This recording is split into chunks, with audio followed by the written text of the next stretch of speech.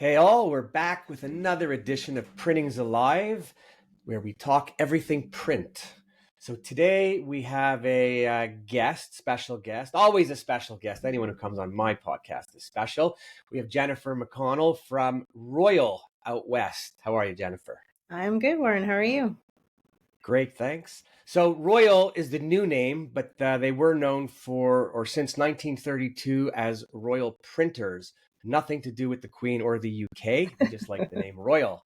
I will tell you that from what I know, Royal is a fourth generation printing company, which I think is pretty awesome today because I don't know that they run that far and deep. And we have two of the siblings running it, brother and sister. So I'm just going to turn to you, Jennifer. And what do you want to tell me about Royal? Um, I've been in the industry, just hit my 20-year anniversary, and I've been with Royal now for a little bit over a year. And I haven't worked at a ton of companies in the industry. I'd say 4 or 5 really good ones if I had to give my opinion on that. But Royal has definitely been something else. It's the first place that I've been able to work at and feel like I'm really in my element and doing the things that I'm meant to do. And so I feel very seen by our president and vice president, Bryce and Chelsea Gation. They seem to see something in me that maybe others couldn't. And so I just feel like coming in here every day isn't like coming to work. It's just, coming to my other family, as cheesy as that sounds.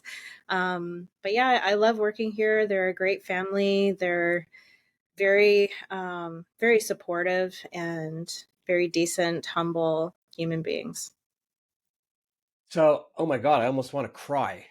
No, in a nice way. Yeah. Number one, just to hear everything you said about you and being seen and feeling good about that, because everyone should be seen. Everyone should feel good everywhere they work.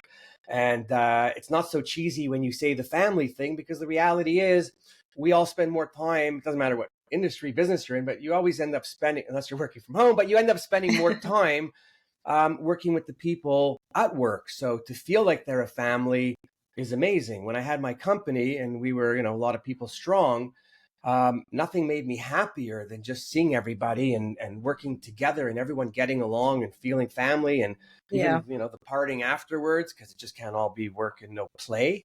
But that's really what makes it great when people want to go to work, because people that go to work are looking out for the people at work and what's Yeah. going on, right? So where do Yeah. your best ideas come from? The Yeah. people at work, Exactly. Yeah. when they Collaboration. feel part of the team. So that's really good. What does Royal specialize in, or what stands out at Royal?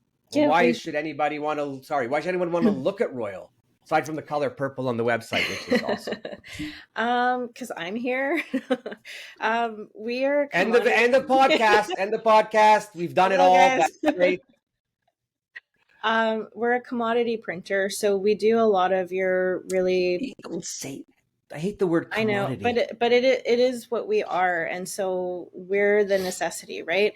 I've worked at companies where they're doing a lot of really high end, fancy boutique work and stuff like that, and you know that was really exciting and really challenging, but it's hard to get a lot of those projects, and so sometimes you'd be working on one project for 6 months, and I'm the type of person that likes to complete things. And so when something takes 6 months to complete, it can get a little stressful for me. So, we do a lot of your stationary laser checks, business forms, that sort of thing, but we do a lot of book printing here as well. Um, I think what makes us stand out more than anyone else in the industry, especially in Canada, is that we're the only Canadian printer using the commercial grade of our sugar sheet. So it's completely tree free. It's made from bagasse, which is a byproduct of the sugar refinement process from sugarcane. And so we focus a lot of our sustainability around how many trees are saved, CO2 not emitted from, processing trees, bringing trees hauling them around the country on trucks.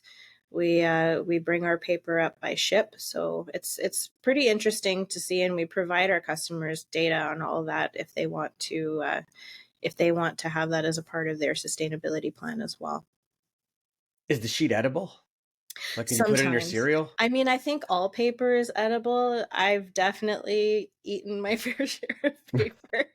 Sometimes it's the only way to shut up, just put some paper in your mouth and stop the conversation. Absolutely, with environmentally good ink. Yeah. I personally don't know from sugar grade paper. Hmm. I've known from stone paper, elephant shit paper, I haven't regular heard of that paper. one. Oh, elephant dung. Yeah. It's out of Thailand. Actually, I had Okay. a couple friends a bunch of years ago had invested in some elephant dung, and they were making paper with it. So Okay. that and huts. You can make a hut with the dung as well if you're in Yeah. Africa. Yeah. But so with the paper, always like new things. So where does it? Well, I'll come and ask you a couple questions, and then I'll just stop, and you can Sure. answer them all. Sure. But like, when did you get into it, and where did you find it? Where does it come from, and what do you use it for? Yeah. So Royal actually invested in a wheat sheet years ago, and they just found that it wasn't actually enough for them on the sustainability considerations. There's a lot more details around that I'm not really familiar with, but when they did start getting into the sugar sheet, they found that it was just a truer representation of what sustainability really means. You're using something that's already being created anyways. Sugarcane is it's quick to grow, so you're not having to wait decades for something to become viable to use, which was great. And the stocks that we purchase are all your typical print stocks. So you have your coated, uncoated, text and cover weights. We have a natural as well, and we use it for the majority of the printing that we do. It's And our all that, staple. that's all sugar grade for coated, uncoated, for Yeah. everything. Yep. No Wow. trees. I guess you're not going to tell us where you get it, because then everyone can. Let me ask you a question. Just do you have a deal with whoever, that if other printers that weren't competing with you in the same market wanted it, can come to you to get it? I believe we are exclusive in Canada. We don't offer it for sale to other printers currently. But if any other printer wanted to buy out some work here, I don't think we'd be opposed to that. Cool. Would you sell the raw material to a printer on the East Coast, maybe? That's not a me question. Okay, okay, That's for okay. Just putting that's for the owners to answer. right. Okay. Well, I just figured if you were helped to sell the paper, you made more paper, you'd get a better price, you'd make some money off the other person. Why not? Right. Hmm. And how do you market that, or do you? So, one thing that Royal is working on right now is building a more structured marketing campaign. We haven't done a ton of overt sales and marketing. We've just been a company that is here, reliable to its customers, contract work, repeat work, that sort of thing. And so, some of the conversations we've been having lately are they've just been around how much we could actually grow our business by actively selling and marketing what we have. So I'd say those are in very early stages, but we just did our rebrand in November, and we did a really awesome like marketing video to go with that, which is on our website. I think it's pretty cool. We're all very proud of it, and so hopefully more to come like that. I'm cheating. I'm watching the video. Are you? No, I just put it on. There's no sound. There's no sound. Well, you Oh, gotta have the sound. you're no. Well, I know, but I'm talking to you in the headphones. But I'm actually. I'll just compliment you. The place looks rather nice and clean. It Is it is like very. that all the time, or is it like that because of the video? I try. I think most of my staff know that I'm not a fan of unnecessary mess or clutter. So we've got a pretty lean crew right now, and they do a pretty good job of doing maintenance and cleanup and stuff like that. So they keep their areas pretty clean. No, it's good. I used to have it that like every Monday morning was maintenance day. All the presses went down, everything to be clean. I even wanted it at one point to have everybody working in the plant to wear white, Mm, so that when people would come in, it would look almost pharma-like, yeah. right? And then it would hopefully give everyone the impression that we were really good and conscientious of everything. And they have a lot of companies in Europe or Germany where they're kind of dressed in white, but I don't think white goes well in North America in the printing industry, or the people that work in it. They're like, no, not Uh, happening. it lasts for But about 5 seconds. yeah, but for a short period, I thought that was pretty cool. I mean, I loved having people come into the plant and giving plant tours, and I couldn't show or talk enough about print and the process to people who have no idea, Yeah. because I always felt when well, actually, I think about it like this. Someone mentions a car to you that you've never seen, a new Volkswagen, whatever, Jetta, and then all of a sudden you see it on the road, and then every day after that you You see it, see it everywhere. Yeah. right? Like it's like, how many cars did they sell? So I kind of think the same way with print. If I Yep. talk enough to people who don't know enough about print or don't think about print because it's not their priority, if I Yeah. talk enough about it, if I point stuff out to them, then I'm hoping every day they're going to think something print, Yeah. That's awesome. I think we right? need more of that. We Well, have a program. PrintForward has a program called PELT. It's a print entry level training, and we're just about to go into our fifth cohort. It's fully government funded, and one of the I guess last year our reps with the government, the gentleman that manages the program, and also our rep, so the one that deals with me on the day to day, they wanted to come to Royal and sit down with some of our key stakeholders and previous students of the program. And they came in and they were so excited after this meeting. They're like, we had no idea. We didn't know print was an essential service. We didn't know print was so big. And it's like, yeah, that's the problem. That's the problem. So with the program, we're trying to utilize that to get people more excited and interested in print as a career, even if they didn't necessarily feel like they have the skills for it. Or, rather than everybody filtering through the graphic design field, we wanted to open up something that would introduce them to every single area of print and just give them a little bit of a taste of each thing. And in Ontario, they are actually wanting to adopt the program there as well. So OPIA has decided that they want to pick it up and start doing it in Ontario, and we hope that it spreads across the provinces until we can manage to do something bigger, which is definitely on my radar. And if I keep going over the next 20 years the way I have the last 5 years, I think we'll be able to achieve something pretty good. so I don't have 20 years left just because I want to go fishing. But I would offer up my time and to help in anything that you guys do or create to promote print. Awesome. Part of my reason for doing the podcast Printing's Alive, and why I changed the name of it to be like the book and the original movie. Maybe a sequel is going to come, maybe not. But uh, for branding purposes, because everyone knows Printing's Alive. But I kind of feel like a lot of people don't. Everyone says print's dead. When they say print's dead, they're thinking of this. They're thinking of stationery. They're thinking of business cards, even though there's plenty of business cards being printed. If you speak to Vistaprint, that's one of their main specialties. Newspapers.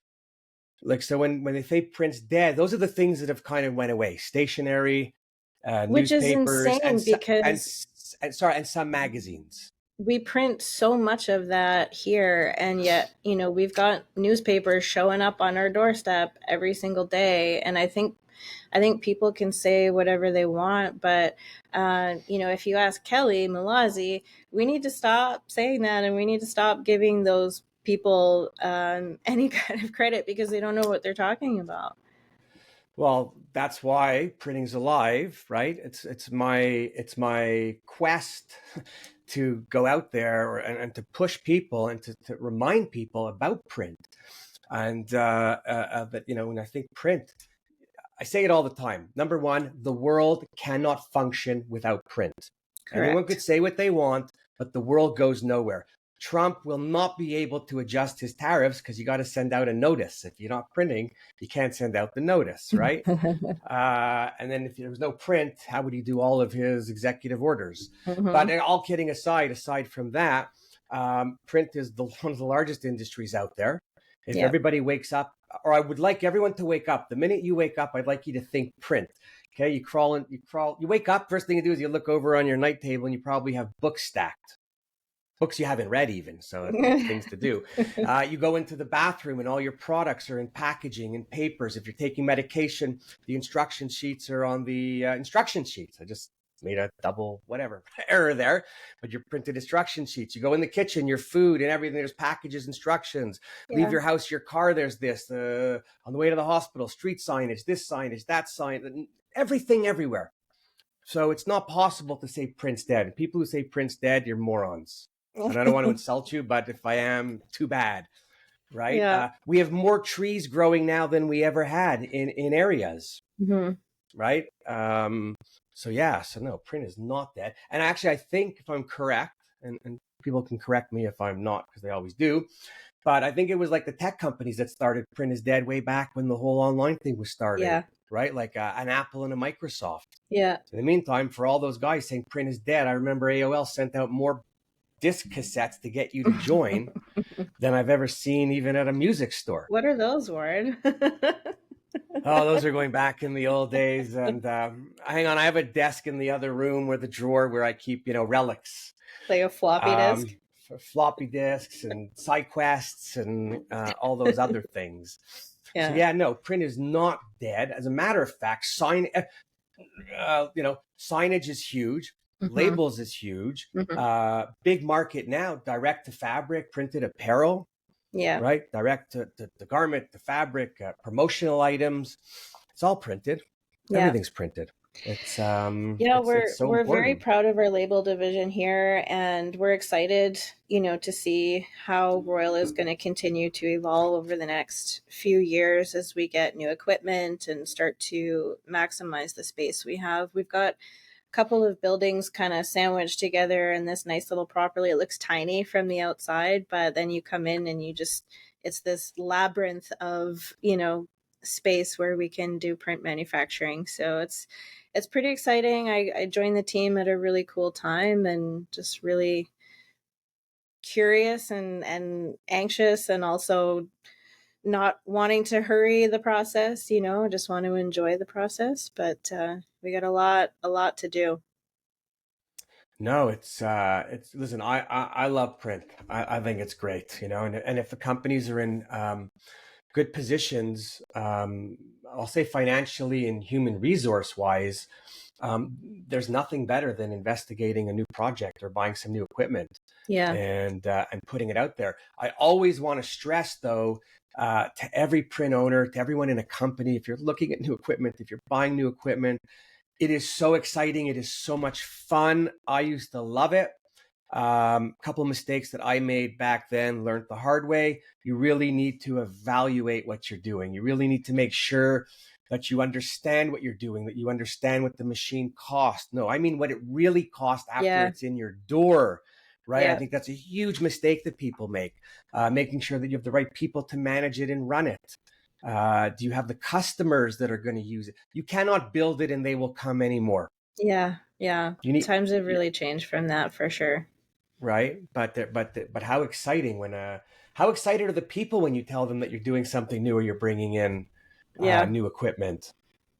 Yeah, we've got some stuff on the horizon here, and, we're just waiting for some things to finalize, and then we can properly share with our team and with the world what's going on.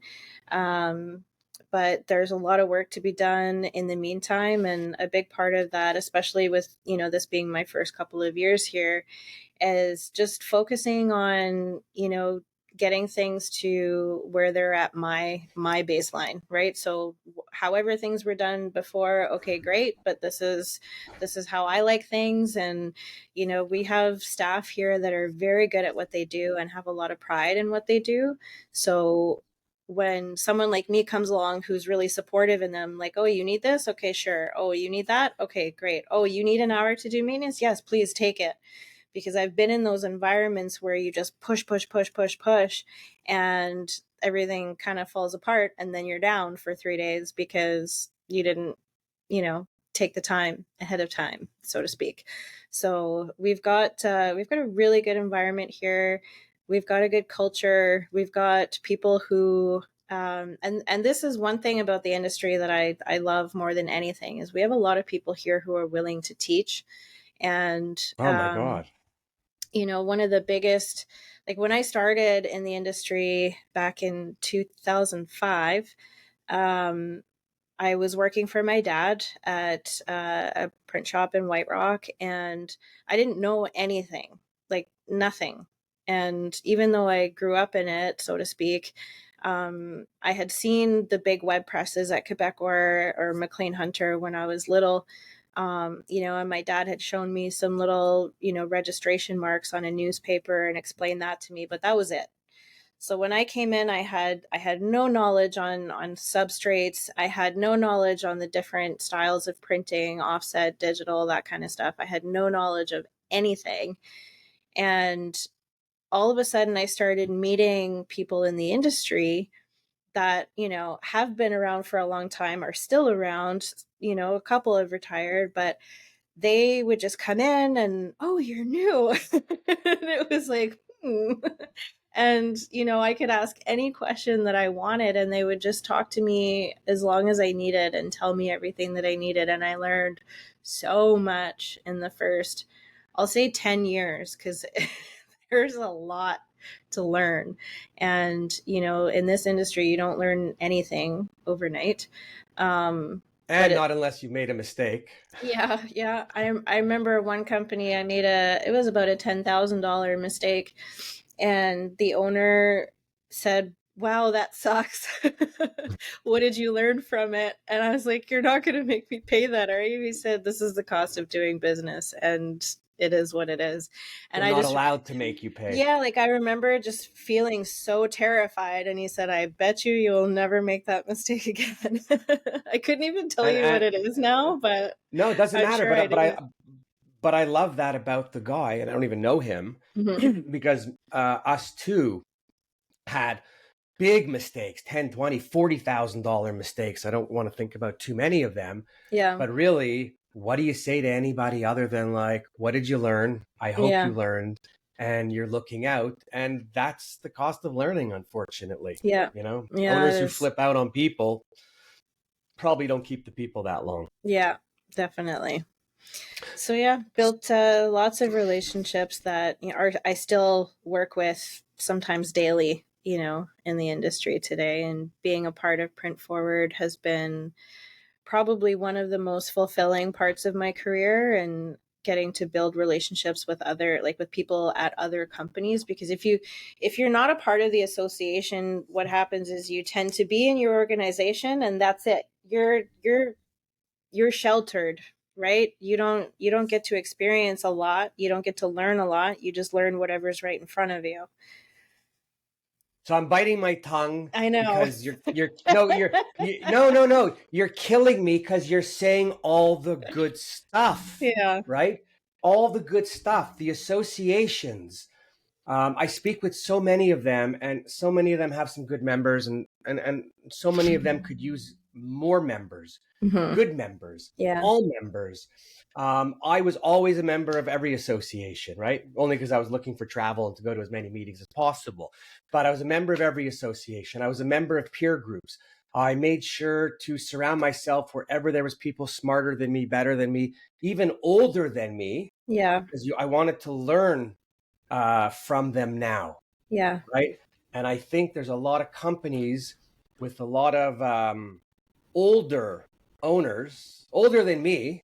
Yeah. Um, I say that with a smile.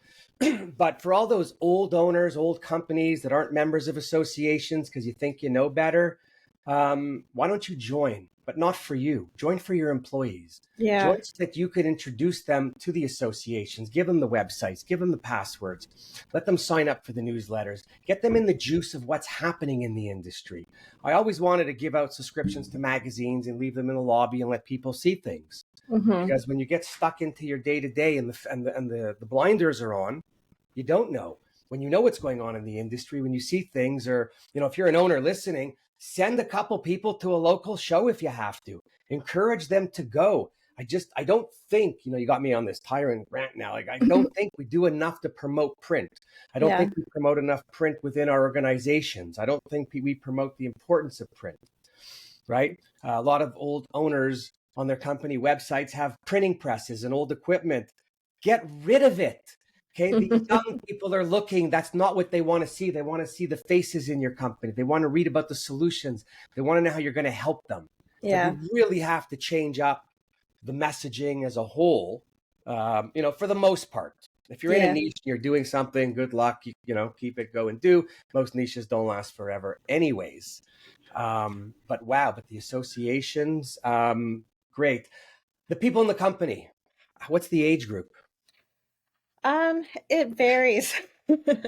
We have some people, maybe like 5 or 6 or 7 or 8, maybe about a quarter of our staff are over 50.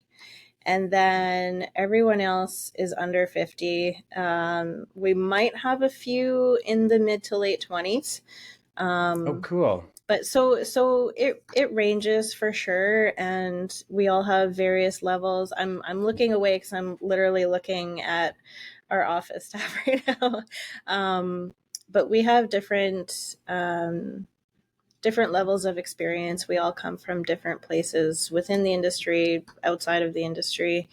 And I think what we tend to focus on more here is not so much what the person brings experience wise, but what they bring in personality and drive, willingness to learn, personality. Do they fit the culture that we really want to have here, which is very much a supportive team player, solution focused culture. Wow, that's pretty cool. Very cool. Sounds like I want to come work for your company. So I you don't say know you've if I been in can it. handle that kind of energy every day, Warren. You know what? I don't know if I can't handle my energy every day, if you want to be honest. So you've been in the industry for many years, as you said. I don't have to go back on the numbers. You're in a pretty serious position now, kind of running the company and operations. Yeah. As a woman in what was an old male dominated industry and Mm-hmm. boys club, how is it for you? How was it? And how did it start? Maybe I should answer that in a different order. How did it start? How was it? And how is it today? If you could look back and, compare a little bit.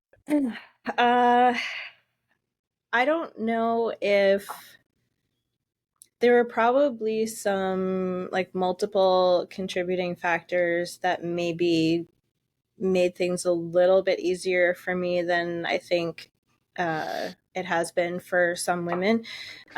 Number one, when I started working for my dad, who is very protective, but he was also very good at just coaching me and telling me what to look out for. And, from day one told me, don't take any shit from these guys. Just don't.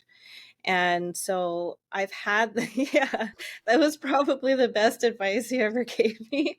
And I struggled for a period of time where and this probably goes back to, childhood stuff, but I struggled for a period of time where I wasn't feeling heard. And so I was pushing extra hard. I was one of those, I hate to say it, but I was one of those women that was like extra just to compensate. And I'm very grateful for the work that I did to get beyond that so that I could learn when to just shut up, when to ask questions, and when is a good time to put my opinion into the conversation. And I think there's so much more strength in that. And I feel a lot more respect from, my peers and colleagues and suppliers and customers, because I'm not arguing just for the sake of arguing. I really want the person on the other end of the conversation to feel heard and supported. And if I have a point that needs to be made, I'll make the point and do everything that I can to kind of guide that person to getting there with me. It's not about ramming my point down anybody's throat. But I think with the relationships that I had built early on with some of the more veteran people in the industry, I'll say veteran, not old, Ancient elders. Yeah, they didn't shelter me. They protected me. They looked out for me. They stood up for me, and I was really truly grateful for that. But if you were to ask them, they would tell you that I earned it 100%. And just being kind and being respectful to everybody and treating everyone like a human being goes a long way. And I've had my fair share of fights with customers, and it happens. We learn from it, and sometimes you just get somebody who's an asshole, and there's nothing you can do about it. Hopefully the customers learn from the fight sometimes, right? I would hope so. But I think a big part of it is there were companies that I worked at where basically every company that I worked at, aside from my dad, and I say this with love, I think it was hard for my parents to see my potential because they were my parents, right? And so they were putting a lot of like, oh, you need to do this, you need to do this, you need to do this, and they weren't really paying attention to who I was as a person. And it's not their fault. I think it literally is just because they're my parents and they see me as their little baby who, just doesn't know anything in the world, right? You're way too nice. I love my parents. Okay. Either like you had a good life or you had a really good therapist, because you're saying all the good stuff, yeah, right? Yeah. By the way, we all have good therapists. I became a therapist, and I'm not even lying. That's how much therapy I've had. But essentially, every employer that I was with after that, I was the type of person, I'd go in at the bottom just answering the phones, and then very quickly I would get as far up in the company as I could, because I like to take on responsibility. I wasn't afraid to ask questions or make decisions and make mistakes. And I'm very much a person who wants everything to be done right, and, not make mistakes over and over and over again. We make a mistake once, okay, I'm going to ask everybody questions to figure out why the hell this happened, and then it's not going to happen again. And so I've had a very natural progression in my career as far as the types of jobs that I was doing. And so coming here just seemed like a really good fit, and it was borderline, I was prepared, I wasn't prepared. I'm just like, you know what, I just got to trust in myself and trust that I'll have good support. And I did. And, I can't really say, other than the odd person here or there that might mansplain something to me, or, over explain something, that it's like, okay, you know what? I'm just going to listen, because clearly you need to hear your own voice right now. And, we'll be done with this conversation soon. So having patience has gotten me through a lot of it. Oh, for sure. I remember going to someone's office and they had a no mansplaining plaque on the wall when you walked in. It was an office filled with just women. Yeah. It was probably the only office I ever went into, and I was like, I don't know how sign language. It was sign language. It was like, I can't wait to get out of here. Oh my gosh. But it's good. But you know what? Honestly, you're like a breath of fresh air. Thank you. Because you've even with the therapy stuff, we all have therapists. No, but you seem to have, like, whatever you've been through and you've seen and you learned, you've done.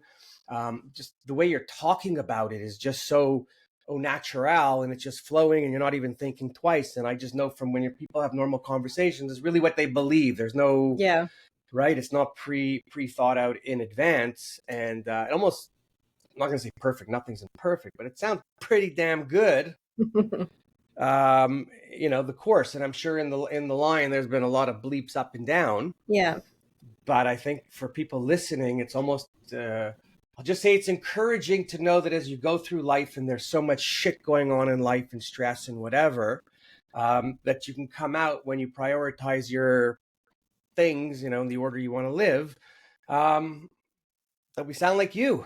I honestly think that it's important for the younger generation to know that, take care of yourself. That there's nobody likes a martyr. And as much as I might put myself last at times, I'm definitely going to make up for it the next day. If I'm putting in a lot of long hours or something, I'm going to take a couple afternoons and go home early. The most important thing is that people recognize we all have opportunities to make something really special out of our career. You have to make sure you're in the right place. If you're not in a place where you feel supported and seen by your leadership, get out. Just go find something else.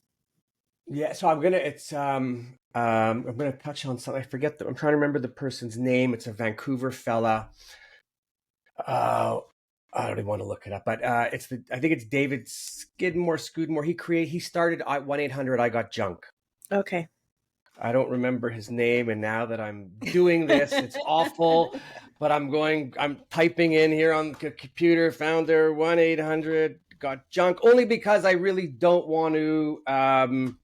I don't want to. Brian Scudamore. I knew it. I didn't want to. Have the wrong name. Yeah, I just want to give him the credit that I want to give him. So I remember when you talk about people, I remember seeing him at I believe it was an entrepreneur organization event, because I also used to belong to different organizations with business people to learn. And he was in there and he was talking about, I found it really interesting. He was talking about the employees you have, and he was talking about knowing who doesn't belong in your company. Yeah. And he was talking about, if you know that and you don't do anything and you leave them there, you're doing like a double injustice. Yeah. First, you are doing an injustice for that person. Yeah. Because if you keep someone there who's not in that good for that position, you're holding them back for expanding their life and growing, right? And then at the same time, if you keep them, you're hurting company life because it's not the right person. And when he was talking about that, I was kind of like, oh my God. You start putting yourself in those thoughts and you start remembering. And then he told a story, which actually was a pretty amazing story. And I'll repeat it for what I can remember, maybe leave out some little details. But this was another topic I could talk with people. He had a mentor. And one day he's talking to his mentor, he's talking about some people, and the mentor asked him a question about some people and people that belong or don't belong, and he brought up this person's name. And they had the conversation, and he said to Brian, okay, now that we're talking about it, when are you going to let him go? And Brian, was, if I remember correctly, again, was like, well, maybe on this is Monday now, right? Thursday, Friday, Fridays aren't good to let people go. Mondays aren't good to let people go. And his mentor was like, well, what about tomorrow? Yeah. And Brian was like, well, tomorrow, right? Because we all do that, right? Yeah. And he had to commit to his mentor to do it. And when the next day came about and he called the fella into the office, and they sat down and they were having a conversation, and I don't remember the whole conversation, but the long and short of the conversation was Brian was telling him that he had to let him go, that he wasn't the right person for the company. And by keeping him, that it wasn't the right thing for him. And the fella said to him, I've been stressing for a long time because I know I wasn't the right person. And I was waiting for the foot to come down and knock me out. Yeah. And Brian was taken aback because he never thought about it that way. The employee was taken aback from the conversation with Brian. He mentioned that they had a cry fest together because it was an emotional moment. And then Brian actually went on to being a mentor of his, and that guy went on to build a really cool business. Yeah. Right. And I just remember the fact that this could have been 10 years ago, 12 years ago, I don't even give or take, that it stuck out in my head like that, about how we are responsible for people that work for us in more ways than we could imagine. Yeah. And that how we should be thinking about them in their growth, in where they go and what they do. I had someone working for me for 5, 6 years, 7 years, and 3 or 4 times he came to me to go somewhere else, and I talked him out of it. But I actually talked him out of it not because I needed him. I did, but I talked him out of it because I really didn't believe that it was the right job for him, Yeah. knowing him. And then the 6th time he came to me over whatever, I'm like, dude, you got to take that job. I will never, ever, ever get you there. I can't. Yeah. I'm actually jealous that you're going. I said, because I'm stuck here. Yeah.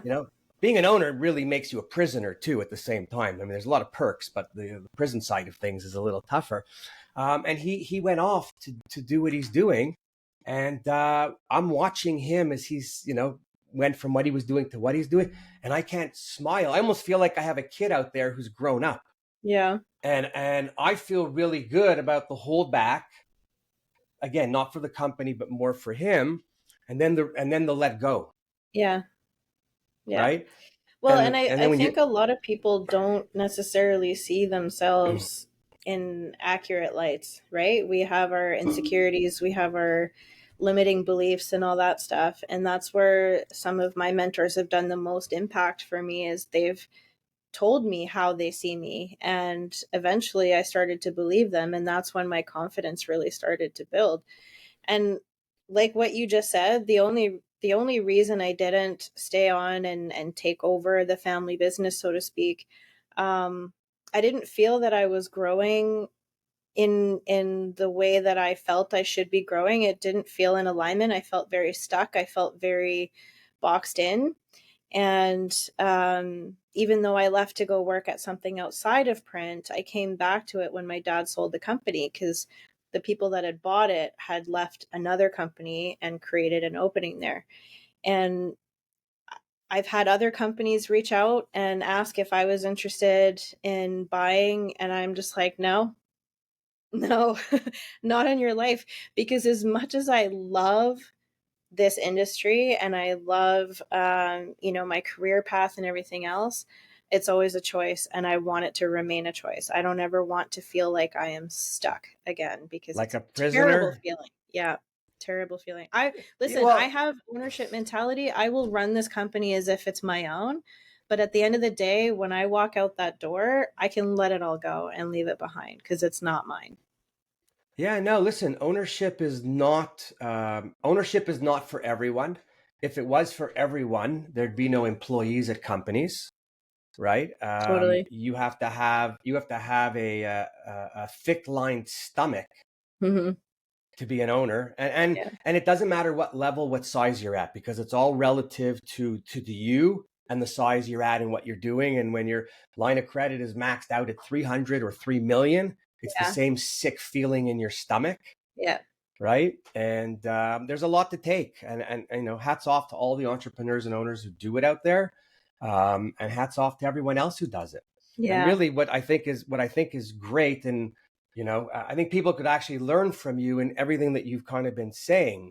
I had people working for me too, like owners, right? Happy not to sign a check, happy not to deal with HR, happy not to worry about it in future investment. Yeah. But happy to be in charge and happy to tell everyone where they work and proud of it. Yeah. I think it honestly makes me a better leader, because I know what my threshold is. I know what my limitations are, what, level of comfort I can operate within without having to go and, get permission or things like that. And so that level of autonomy allows me to just really focus on the support of the staff and not worry so much about the big picture things. Everything that I'm doing contributes to big picture, but when you can really just focus on what is right in front of you and just get it done, I feel like there's a lot more freedom in that. Well, it's kind of like think big, act small, right? So you take care of all the different areas, the people and the company, and do it the right way. And on the outside, everyone's impression is that you're doing it the right way, and they don't have to know what's going on the inside. Yeah. But that's the best way. And so what would you say, like, the culture in the company? Most people, like, it's a loaded question, but most people like each other. They don't. They're happy to hang together. Um, I've seen so many, and I'm asking because I've seen so many different companies where they are together, or people come in and yeah, do their thing and then they can't wait to get out and don't talk. I'd say we very much are like church and state. So I think outside of work, we don't really get involved with each other too much. And I've seen it happen the other way as well. And I think it just depends on the people, right? And I think because we have such a variance in ages and lifestyles, we have people who are parents, not parents, different stages of parenting. It makes it hard for us to be able to socialize outside of work. But within the company, I think we all get along really well. We all know some aspects of our personal life. I'm definitely an oversharer, so I'm sure people know lots of things about me. That's from the therapy session. Yeah, it's a good way to connect with your staff. But yeah, I think overall we're very supportive, right? And we all just want the company to do well. We're all similar mindsets of like, this needs to be done right. And communication, I think, could be better in certain areas, but it's way better here than what I've seen in other places in the industry. So it's pretty cool. And so let me ask you, the two owners, the brother and the sister and the brother. I don't want anyone to be offended. I don't know who's older, who's younger. I know me and my brother. Well, it's always the older one first, me, right? How are they? Like, let me do. It's. I'm asking like families, but as two people, as they running the business, they get along. They're good. The people below them are good, because I've seen a lot of family business where it's not so enjoyable to work, Yeah, right? yeah. Um, I'm laughing because they are siblings, and sometimes that comes out. Um, but they grew up in this company, and so they have the awareness. It's not like nepotism where they just come in and daddy's like, here you go. They've earned their place in ownership here, and they are very hyper focused on all of the details. Like I can go to them about absolutely anything and have a really great conversation. We can figure out a plan on how to move forward. Um, they are just genuinely really good human beings, and I don't know what else to say. Like it is the first time I've had bosses that are younger than me, but it doesn't feel like that a lot of the time. They're very mature and How um much younger? So what are they, 17? I mean, you don't look yeah, that yeah. old. No, they're in their mid 30s, so I'm in my early 40s, and Mm-hmm. it's it's very, they almost feel like my siblings sometimes, but it's just like it's a give and take, right? Like they support me, and I try to support them just as much, because I have to remember that they brought me in for a specific reason, right? And a big part of that is my experience. And so I'm not afraid to say things that sometimes need to be said. And there's just a lot of trust and a really good rapport between the three of us, and our, I'll say four, because our IT director, who is considered upper management as well, we meet every week Tuesday afternoons, and it just blows my mind how much shit we get done every week. It's I think we're a pretty cool dream team.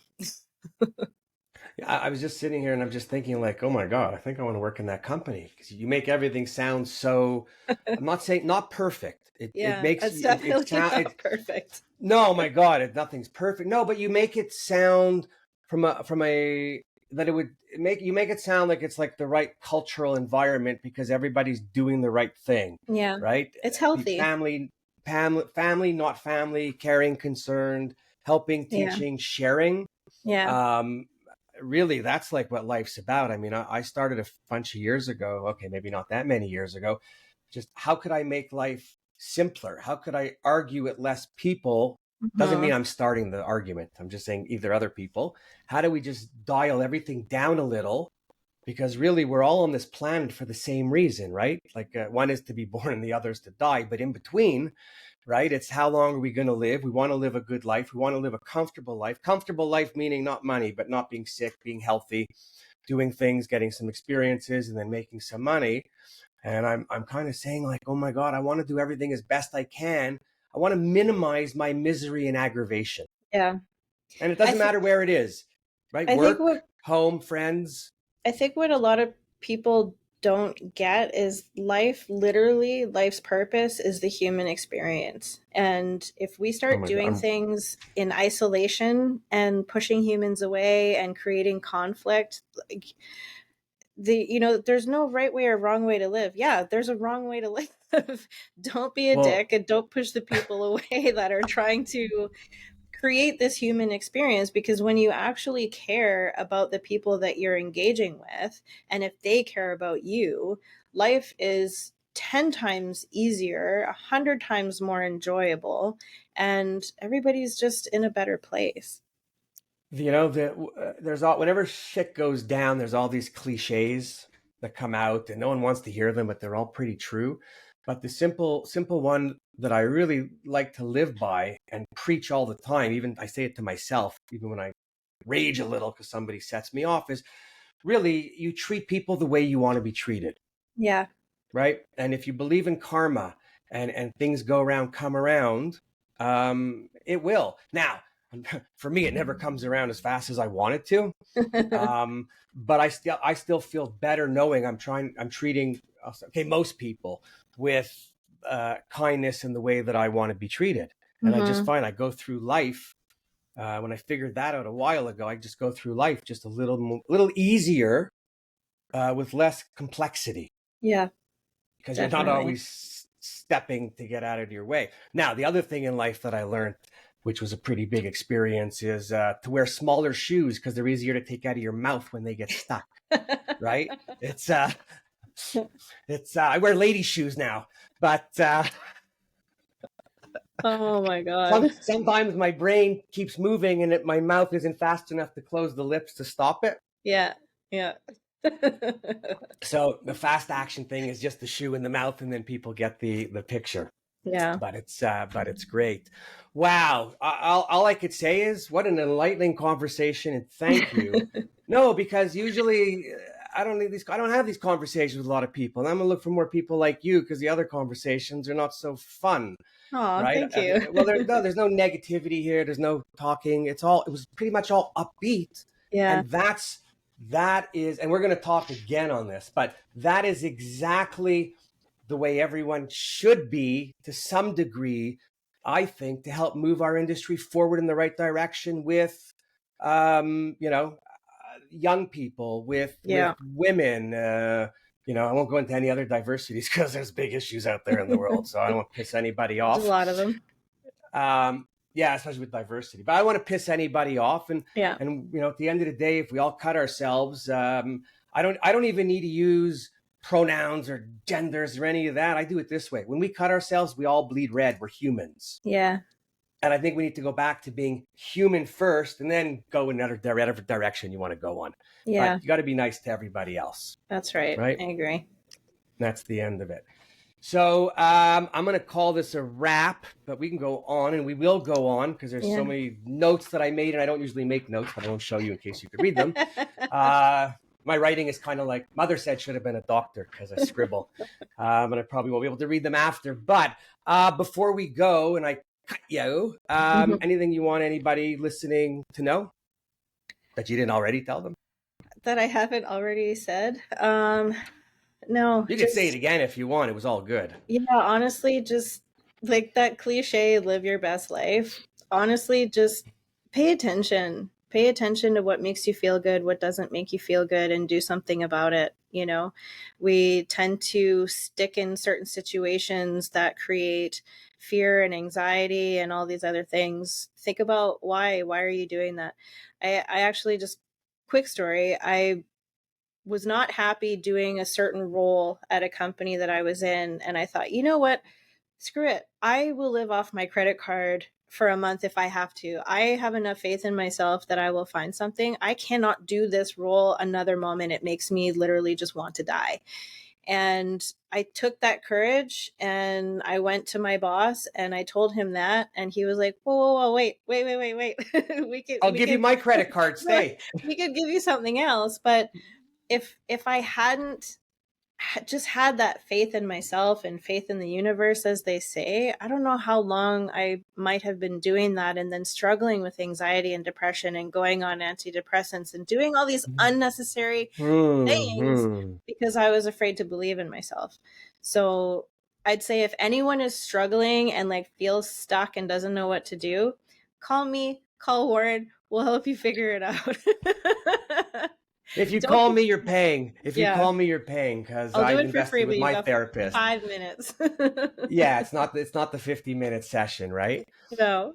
But no, it's so true. You know what I mean. I'm going on, but I find myself even talking with people I know don't. It's always, if I could share a life experience where I heard at one point, because everything's hurt, pain, and then Yeah. working out of it.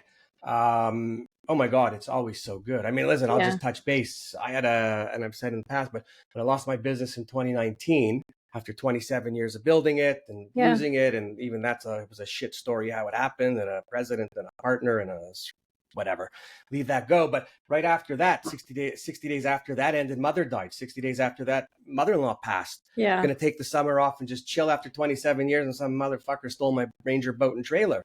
That was Yeah. the worst thing to happen to me in 2019. They stole my boat and trailer.